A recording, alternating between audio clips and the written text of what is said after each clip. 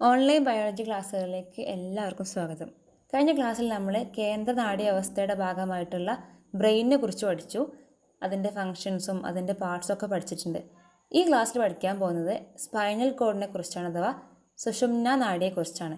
അപ്പോൾ നമുക്ക് സ്പൈനൽ കോഡിൻ്റെ പ്രവർത്തനങ്ങളും അതിൻ്റെ ഭാഗങ്ങളൊക്കെ എന്തൊക്കെയാണെന്ന് നോക്കാം. സ്പൈനൽ കോഡ് അഥവാ സുഷുമ്നാ നാഡി കേന്ദ്ര നാഡീവ്യവസ്ഥയുടെ സെൻട്രൽ നെർവസ് സിസ്റ്റത്തിൻ്റെ പ്രധാനപ്പെട്ട മറ്റൊരു ഭാഗമാണ് സ്പൈനൽ കോഡ്. ഞാൻ നേരത്തെ ബ്രെയിനിൻ്റെ പാർട്സ് പറഞ്ഞപ്പോൾ മെഡുല്ല ഒബ്ലോംഗാട്ട എന്താണെന്ന് പറഞ്ഞിരുന്നു. അപ്പോൾ അവിടെ ജസ്റ്റ് ഒന്ന് മെൻഷൻ ചെയ്തിരുന്നു, മെഡുല്ലൻ്റെ കണ്ടിന്യൂഷനാണ് നമ്മുടെ സ്പൈനൽ കോഡെന്ന്. അതായത് മെഡുല്ലൻ്റെ തുടർച്ചയായ ഭാഗമാണ് സുഷുമ്നാ നാഡിനെ പറഞ്ഞിരുന്നു. അപ്പോൾ എവിടെയാണ് സ്പൈനൽ കോഡിൻ്റെ ലൊക്കേഷൻ എന്ന് മനസ്സിലായി. നമ്മളൊരു കാര്യം പഠിക്കുമ്പോൾ ആ കാര്യം എന്താണെന്ന് പഠിക്കണം. അത് കഴിഞ്ഞിട്ട് ബോഡിയിൽ അത് എവിടെയാണ് അതിൻ്റെ ലൊക്കേഷൻ എന്ന് പഠിക്കുക. അപ്പോൾ സ്പൈനൽ കോഡ് എന്താണെന്ന് പഠിച്ചു, അത് കേന്ദ്ര നാഡീവ്യവസ്ഥൻ്റെ പ്രധാനപ്പെട്ട ഒരു ഭാഗമാണ്. രണ്ടാമതായിട്ട് ലൊക്കേഷൻ എവിടെ പഠിച്ചത്, നമ്മൾ മെഡുല്ലൻ്റെ തുടർച്ചയായിട്ട് അല്ലെങ്കിൽ മെഡുല്ലൻ്റെ കണ്ടിന്യൂഷനായിട്ടാണ് സ്പൈനൽ കോഡിൻ്റെ പൊസിഷൻ. ഇനി പഠിക്കാനുള്ളത് നേരത്തെ ബ്രെയിന് പഠിച്ച പോലെ തന്നെ, ബ്രെയിനിൻ്റെ പ്രൊട്ടക്ഷൻ ഉള്ളത് പോലെ തന്നെ അത്രയ്ക്കും ഇമ്പോർട്ടൻ്റ് ആയിട്ടുള്ള സ്പൈനൽ കോഡും വെൽ പ്രൊട്ടക്റ്റഡ് ആണ്. അപ്പോൾ അതെങ്ങനെയൊക്കെയാണെന്ന് നോക്കാം. ഒന്നാമതായിട്ട് കമ്പയർ ചെയ്ത് പഠിക്കാം നമുക്ക്. അവിടെ സ്കള്ളിനകത്താണ് വെച്ചിട്ടുള്ളതെങ്കിൽ ഇവിടെ വെർട്ടിബ്രൽ കോളം അഥവാ നട്ടെല്ലിൻ്റെ ഉള്ളിലാണ് നമ്മുടെ സ്പൈനൽ കോഡ് ഉള്ളത്. ഓക്കെ അല്ലേ? വെർട്ടിബ്രൽ കോളം അഥവാ നട്ടെല്ലിൻ്റെ ഉള്ളിലാണ് നമ്മുടെ സ്പൈനൽ കോഡ് പ്രൊട്ടക്റ്റ് ചെയ്ത് വെച്ചിട്ടുള്ളത്. ഇനി നേരത്തെ നമ്മൾ ബ്രെയിനിൽ പഠിച്ച പോലെ തന്നെ meninges A three layered covering അല്ലേ, അതെവിടെയും കാണുന്നുണ്ട്, സ്പൈനൽ കോഡിലും കാണുന്നുണ്ട്. സോ മെനിഞ്ചസിൻ്റെ ആവരണം എവിടെയും കാണുന്നുണ്ട്, സുഷുമ്നാ നാഡിയിലും കാണുന്നുണ്ട്. മൂന്നാമത്തെ പോയിന്റ് നേരത്തെ പറഞ്ഞു, സെറിബ്രോ സ്പൈനൽ ഫ്ലൂയിഡ് അഥവാ സെറിബ്രോ സ്പൈനൽ ദ്രവം. അവിടെ പറഞ്ഞിരുന്നു സെറിബ്രം എന്നുള്ള വാക്ക് related to brain and spinal എന്നുള്ള വാക്ക് സുഷുമ്നാ നാഡി. അപ്പോൾ രണ്ടിലും കാണുന്ന ഫ്ലൂയിഡ് ആയതുകൊണ്ട് തന്നെ നമ്മളിതിൽ എന്ത് വിളിക്കും, സെറിബ്രോ സ്പൈനൽ ഫ്ലൂയിഡ്. അപ്പോൾ ഇത് എവിടെയും കാണുന്നുണ്ട്, സുഷുമ്നാ നാഡിയിലും കാണുന്നുണ്ട്. അവിടെ നമ്മൾ വെൻട്രിക്കിൾസിലും അല്ലെങ്കിൽ ചാലുകളിലൊക്കെയാണ് കണ്ടിരുന്നത്, അല്ലെങ്കിൽ മെനിഞ്ചസിൻ്റെ ഇടയിലുള്ള ആ ഗ്യാപ്പിലാണ് കണ്ടിരുന്നത്. നേരെ തിരിച്ച് ഇവിടെ കാണുന്നത് സുഷുമ്നാ നാഡിയുടെ സെൻട്രൽ കനാൽ എന്നുള്ള ഭാഗത്താണ്. വളരെ ഇമ്പോർട്ടൻ്റ് ആണ് സെൻട്രൽ കനാൽ. സോ സെൻട്രൽ കനാലിലാണ് ഈ ഒരു ഫ്ലൂയിഡ് ഫില്ല് ചെയ്തിട്ടുള്ളത്. ഓക്കെ, ഇനി നമ്മൾ ബ്രെയിനിൽ വൈറ്റ് മാറ്ററും ഗ്രേ മാറ്ററും പഠിച്ചിരുന്നു. ബ്രെയിനിൻ്റെ നേരെ ഓപ്പോസിറ്റാണ് സ്പൈനൽ കോഡിൻ്റെ കേസ്. എപ്പോഴും എക്സാമിന് ചോദിക്കാറുണ്ട്, മാറുന്നതുകൊണ്ട് തന്നെ എപ്പോഴും എക്സാമിന് ചോദിക്കാറുണ്ട്. സോ സ്പൈനൽ കോഡിൽ വൈറ്റ് മാറ്റർ പുറത്താണ്, ഓക്കെ, ഗ്രേ മാറ്ററാണ് ഇൻസൈഡ്. മനസ്സിലായോ? അതായത് വൈറ്റ് മാറ്റർ ആന്തരഭാഗത്തും വൈറ്റ് മാറ്റർ ബാഹ്യഭാഗത്തും ഗ്രേ മാറ്റർ ആന്തരഭാഗത്തും കാണപ്പെടുന്നു. White matter seen outside and grey matter seen inside. ഇത് ബ്രെയിനിൻ്റെ നേരെ ഓപ്പോസിറ്റാണ്. അപ്പോൾ ഇത്രയാണ് അതിനെക്കുറിച്ച് പഠിക്കാനുള്ള ഏറ്റവും ഇമ്പോർട്ടൻ്റായ കാര്യങ്ങൾ. മനസ്സിലായെന്ന് വിചാരിക്കുന്നു. ഇനിയാണ് സ്പൈനൽ കോഡിൻ്റെ ഏറ്റവും ഇമ്പോർട്ടൻ്റ് ആയിട്ടുള്ള ഫങ്ഷൻസ് വരുന്നത്. എന്തൊക്കെയാണെന്ന് നോക്കാം. സ്പൈനൽ കോഡിൻ്റെ പ്രത്യേകത എന്താണെന്ന് വെച്ചാൽ ടു ആൻഡ് ഫ്രോ ഇമ്പൾസ് ട്രാൻസ്മിഷനാണ്, അല്ലെങ്കിൽ അങ്ങോട്ടും ഇങ്ങോട്ടുമുള്ള ആവേഗങ്ങളുടെ പ്രേഷണം നടത്തുന്നത് സ്പൈനൽ കോഡാണ്. ഒന്നുകൂടി പറയാം.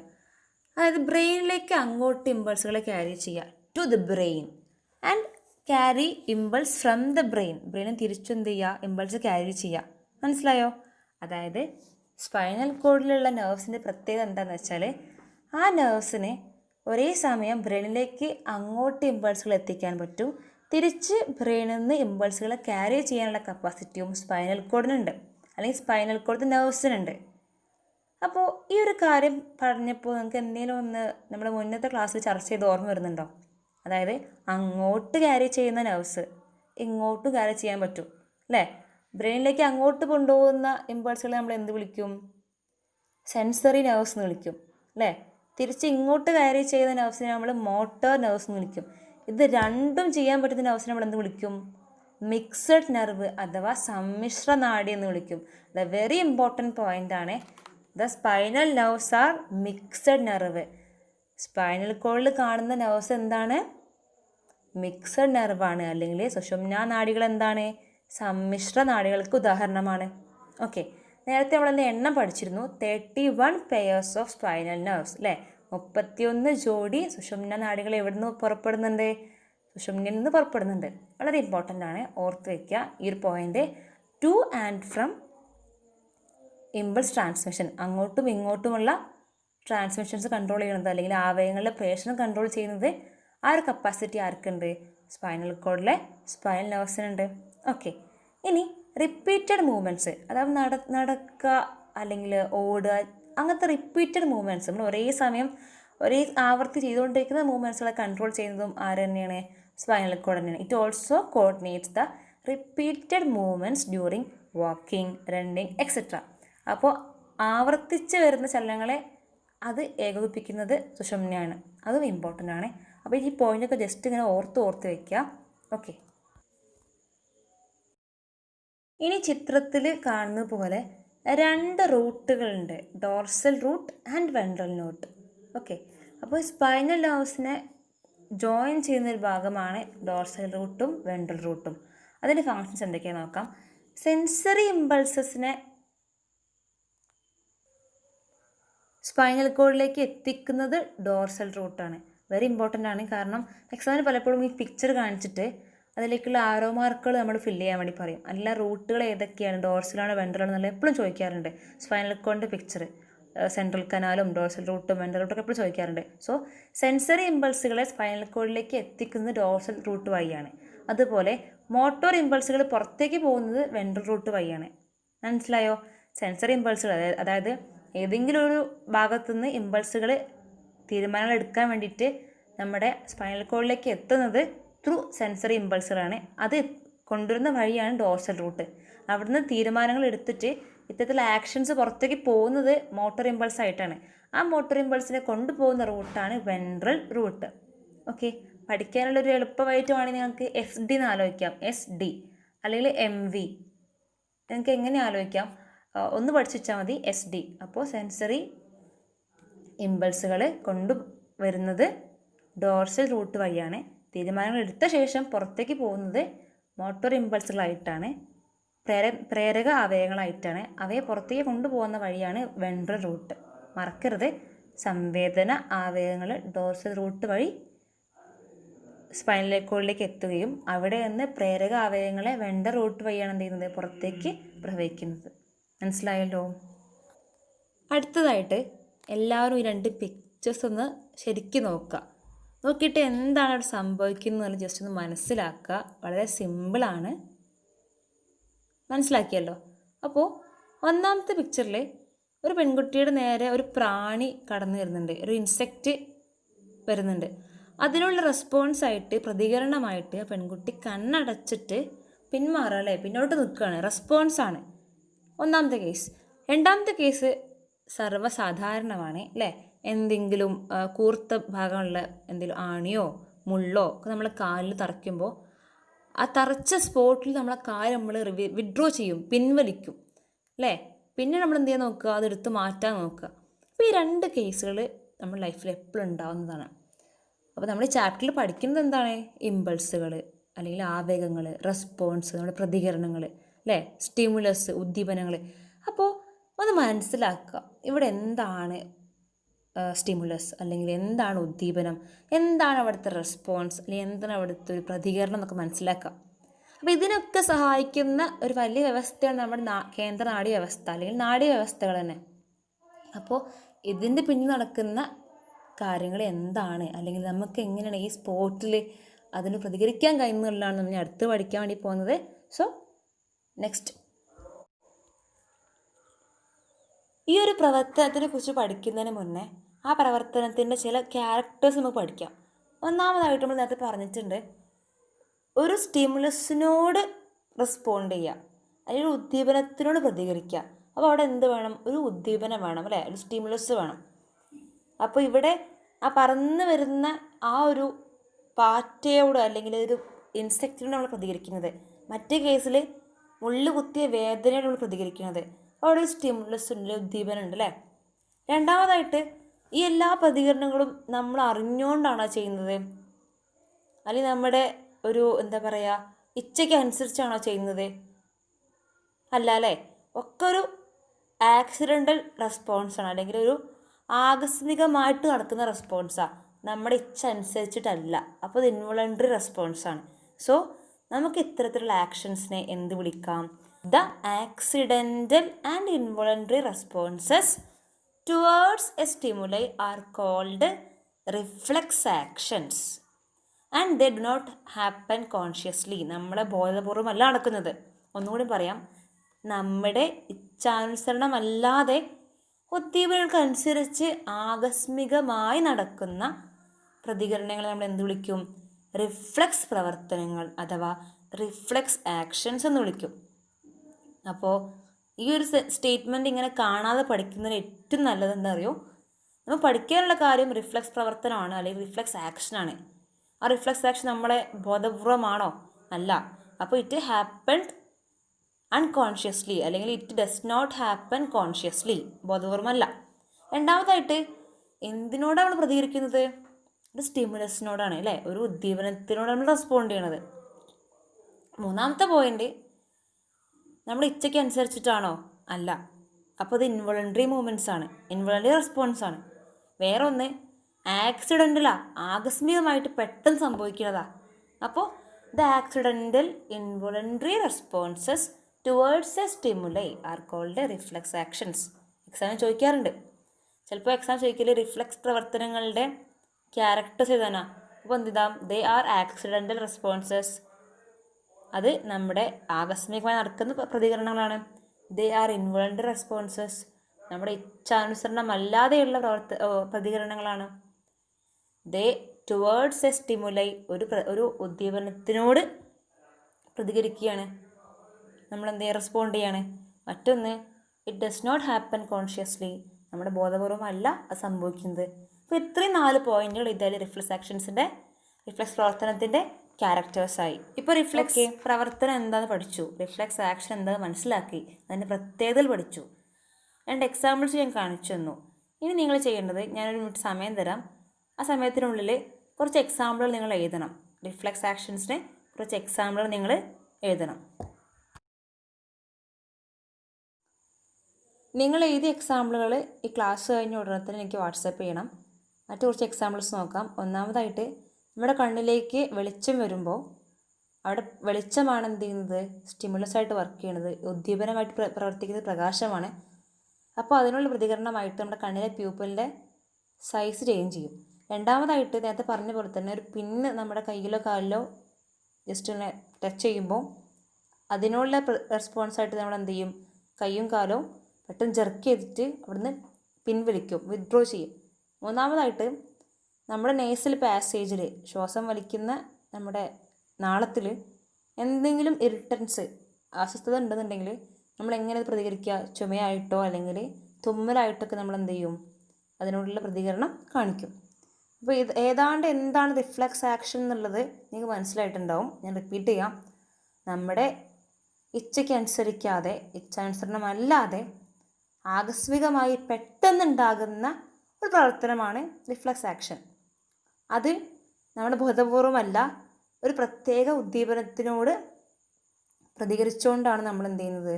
റെസ്പോണ്ട് ചെയ്യുന്നത്. വളരെ ഇമ്പോർട്ടൻ്റ് ആണ്. റിഫ്ലെക്സ് ആക്ഷൻ എന്നുള്ള കൺസെപ്റ്റ് നിങ്ങൾ നന്നായി മനസ്സിലാക്കണം. എന്നാൽ മാത്രമേ ഇനി ബാക്കി പറയാൻ പോകുന്ന കാര്യങ്ങൾ മനസ്സിലാവുള്ളൂ. പലപ്പോഴായിട്ട് എക്സാമിന് കാണുന്ന ചോദ്യമാണ് റിഫ്ലെക്സ് ആക്ഷൻ്റെ പാത്ത് വേ വരയ്ക്കുക എന്നുള്ളത്, അല്ലെങ്കിൽ ആവേഗങ്ങളുടെ സഞ്ചാരപാത വരയ്ക്കുക എന്നുള്ളത് പലപ്പോഴായിട്ട് എക്സാമിന് കാണാറുണ്ട്.